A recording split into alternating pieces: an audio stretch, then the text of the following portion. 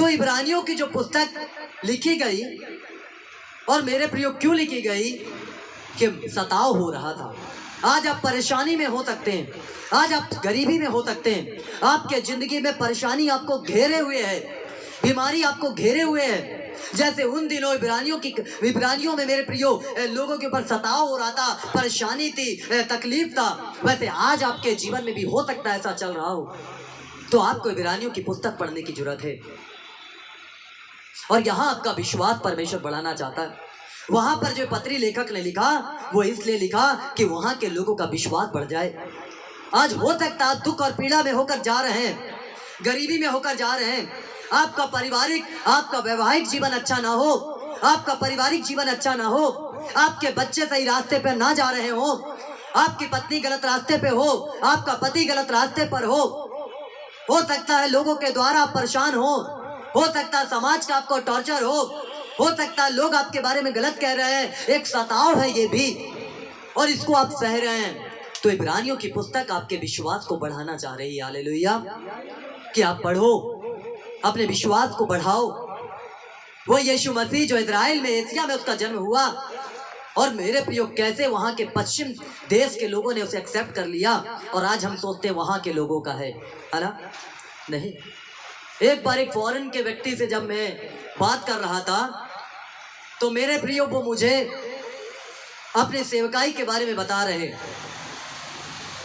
बहुत अच्छी बात है, मैं सुन रहा था, लेकिन उन्हें ऐसा लगा कि इंडिया के जो लोग हैं, भारत के जो लोग हैं, ऐसा ही है, परमेश्वर सिर्फ हम ही लोगों से प्यार करता है।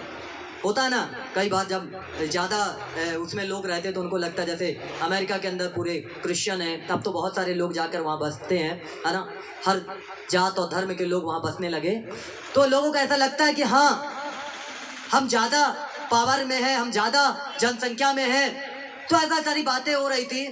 तो मैंने एक ही शब्द कहा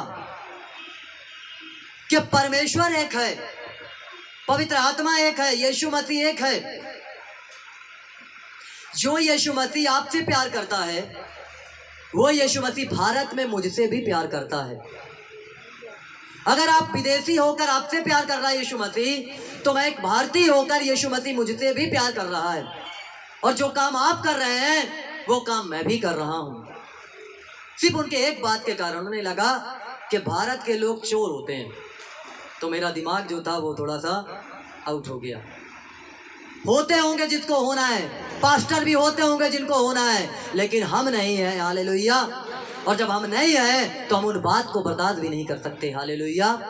तब हमने उनसे कहा कि नहीं, भारत के अंदर आज भी परमेश्वर के भक्त हैं, और आज भारत के अंदर परमेश्वर दिखा रहा है कि इंडिया के सेवक कितनी तेजी के साथ ग्रोथ कर रहे हैं, कितनी तेजी के साथ भारत के अंदर परमेश्वर अपने सेवकों को बल दे रहा, ताकत दे रहा है, कितनी तेजी के साथ परमेश्वर काम कर रहा है, क्योंकि भारत से परमेश्वर प्यार करने लगा। हालेलुया। ताली बजाओ उस खुदा के लिए जो हमारे भारत से प्यार करने लगा। हालेलुया। ये टाइम अब इंडिया के लिए है, ये टाइम अब भारत के लिए है, मेरे प्रिय, हमारे देश के लिए आगे बढ़ने का। और हमारा देश, भारत को लोगों ने कमजोर समझ के रखा था या हल्के में समझ के रखा था, आज इंडिया इतने ताकत के साथ सामना करने के लिए खड़े हो जाता है। हालेलुया। और उसके विरुद्ध में कोई नहीं होता। क्यों? जब परमेश्वर तुम्हारे पक्ष में है तो तुम्हारा विरोधी कौन हो सकता है? जब हमारे देश के पक्ष में, भारत के पक्ष में, हमारे देश के पक्ष में स्वयं परमेश्वर खड़ा है, तो कौन वो लोग हैं जो हमारे देश के विरुद्ध में खड़े हो जाएं? हालेलुया। होगा क्या? मैं समझता हूं कभी नहीं। इसलिए इब्रानियों की पुस्तक आपको विश्वास में बढ़ाने की बात कर रही है, आपको मेरे प्रियो मजबूत करने की ये बात कर रही है। हालेलुया। समझ रहे हो? कोविड काल में कितनी ज्यादा समस्या हमारे देश पर आई, प्रॉब्लम हमारे देश पर आई, कितने हजारों लाखों लोग मर गए, तो क्या भारतीय जीना छोड़ दिए? अरे हमारे पास तो सुविधाएं भी नहीं थी क्या सुविधा? कुछ नहीं था। अलग देशों के पास तो सब था, लेकिन हमारे देश के पास ऐसी सुविधाएं भी नहीं थी, सब कमी थी। लेकिन क्या परमेश्वर ने छोड़ दिया? हाँ, कुछ गलतियां हुई होंगी जिसके कारण से समस्या आई, लेकिन क्या परमेश्वर ने छोड़ा? लंबी सांसें ले रहे हो तुम। हालेलुया। लंबी सांस ले लेकर चल रहे हो तुम। क्योंकि परमेश्वर भारत से प्यार करता है। हम पूरब देश के लोग हैं। यीशु मसीह पश्चिम में नहीं आया, यीशु मसीह पूरब में आया और उस पूरब में मैं और आप पाए जाते हैं। हालेलुया। तो सोचो, जब परमेश्वर हमारे पक्ष में है तो हमारा विरोधी कौन हो सकता है? कौन हमारे देश के विरुद्ध खड़ा हो सकता है? जब हम अपने देश के लिए प्रार्थना करते हैं, अपने शहर के लिए प्रार्थना करते हैं, अपने लोगों के लिए प्रार्थना करते हैं, अपने मिलिट्री वालों के लिए प्रार्थना करते हैं, अपने पुलिस वालों के लिए प्रार्थना करते हैं, अपने डॉक्टरों के लिए प्रार्थना करते हैं, तो कैसे परमेश्वर उन्हें बल ना दे? हालेलुया। हर समय परमेश्वर उन्हें बलवंत करता है। लेकिन हाँ, हमें अपने विश्वास को बढ़ाना है, अपने विश्वास को मजबूत करना है, क्योंकि विश्वास जब बढ़ेगा तब तुम अपने देश के लिए खड़े होगे। हालेलुया। तब तुम अपने लोगों के लिए खड़े होगे, क्योंकि सबसे पहले आपको अपने विश्वास को बढ़ाना है कि हाँ, यीशु मसीह पश्चिम का नहीं है, यीशु मसीह पूरब का है। और यीशु मसीह जब पूरब का है तो मैं भी पूरब का हूँ, और मैं पूरब का हूँ तो यीशु मसीह मेरा है। हालेलुया। तब तुम्हारे अंदर बल आएगा, तब आपके अंदर ताकत आएगा, तब आपके अंदर पावर आएगा। मैं भी ऐसा सोचता था, मुझे भी ऐसा लगता था कि नहीं, सचमुच हम तो यहाँ के हैं। अरे यीशु मसीह तो वहाँ जन्म लिया, यीशु मसीह तो वहाँ, देखो वहाँ पर लोग ऐसे हैं। लेकिन परमेश्वर ने मुझसे कहा नहीं, मैं किसी का भी पक्षपात नहीं करता, वरन हर एक जाति में जो मेरा भय मानता है और धर्म के काम करता है। धर्म के काम मेरे प्रिय वो होते हैं जब लोगों के लिए भलाई के काम करो। जो धर्म के काम करता है उसे परमेश्वर, उसका चरित्र परमेश्वर को भा जाता है। हालेलुया। और परमेश्वर आशीष देता है। हालेलुया। आज खुदा आपसे प्यार करता है। आप क्या विश्वास में बढ़ने को तैयार हैं? इब्रानियों की पुस्तक आपको विश्वास में बढ़ाना चाहती है, आपको विश्वास में मजबूत करना चाहती है।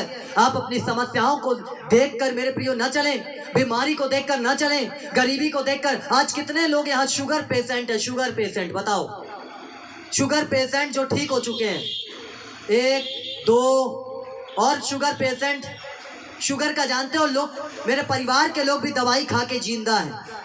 मेरे परिवार में भी बहुत सारे लोगों को शुगर है। आज एक महिला और नहीं आई जो गवाही दी थी।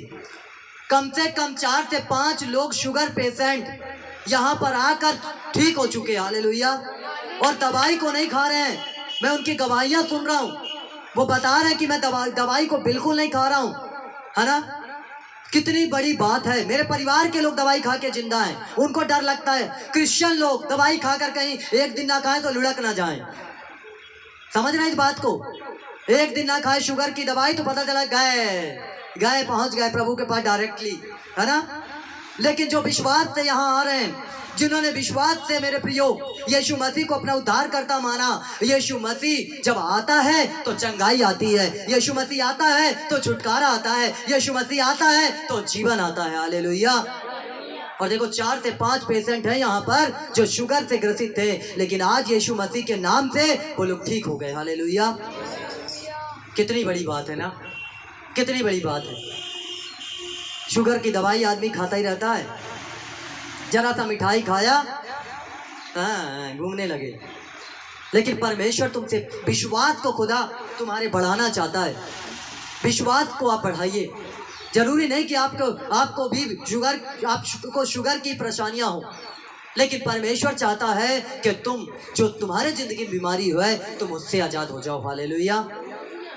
अब विश्वास, यहाँ लिखा है, अब विश्वास आशा की हुई वस्तुओं का निश्चय और अनदेखी वस्तुओं का प्रमाण है, क्योंकि इसी के विषय में प्राचीनों की अच्छी गवाही दी गई। इसी विषय में प्राचीनों की अच्छी गवाही दी गई है।